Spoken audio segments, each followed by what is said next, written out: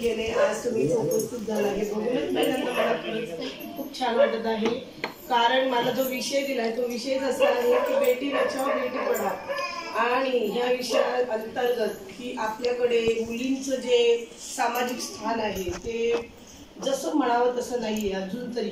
जरी चंद्रावर आपण पाऊल टाकलं आहे आपण पण तसं चित्र अजून जरी खेड्यापाड्यात कमी दिसतंय। कारण आपली जी जुनी विचार जी क्रिया आहे ती अजून बदललेली नाही।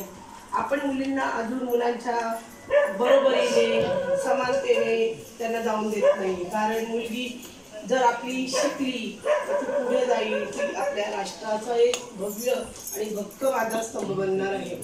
आणि हाच दृष्टिकोन आपले माननीय पंतप्रधान नरेंद्रजी मोदी यांनी 2015 साली त्यांनी पुढे आणला। याला कारण असं होतं की त्यांनी हरियाणा राज्यामध्ये सर्वे केला आणि या सर्वेमध्ये असं आढळलं 1000 जर मुलं असतील त्या राज्यामध्ये तर 776 मुली दिसल्या।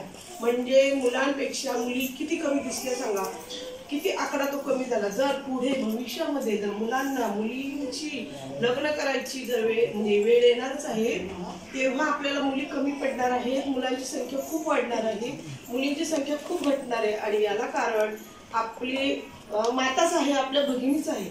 त्यांनाच मुलगी नको असते, त्यांनाच मुलगा हवा असतो, वंशाचा दिवा हवा असतो, आपलं वंश पुढे नेणारा त्यांना एक सदस्य हवा असतो। इतकी चुकीची धारणा आपल्या देशामध्ये अजून आहे। आणि हे माननीय नरेंद्र मोदी पंतप्रधान आपले आहेत त्यांनी याचा आढावा घेतला आणि 2015 साली त्यांनी बेटी बचाओ बेटी पढाओ हा योजना त्यांनी अंमलात आणली। त्याच्यामध्ये त्यांनी असं सांगितलं स्त्री भ्रूण हत्या म्हणजे आपल्याकडे अजून सुद्धा स्त्री भ्रूण हत्यामध्ये जर गर्भामध्ये लिंग परीक्षण केलं जातं आणि मुलगी आहे की मुलगा आहे बघितलं जातं आणि मुलगी असेल तर ती मुलगी असं बऱ्याचशा राज्यामध्ये चालू आहे।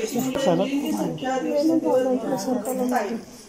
माझ्या सरकारला जागा नाही, दरवाजा लागतोय।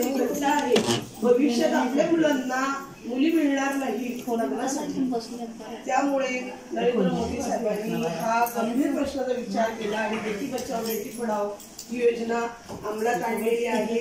याच्यामध्ये मुलींना जास्तीत जास्त शिक्षण आणि स्त्री भ्रूण हत्या हे जी प्रतिबंधक कायदा त्यांनी त्या दिवशी सुरू केला। तर तुम्हाला मला आज एवढाच आजच्या शुभदिन एवढाच संदेश द्यायचा आहे की मुलगीच खरी आपल्या कुटुंबाचा आधार आहे।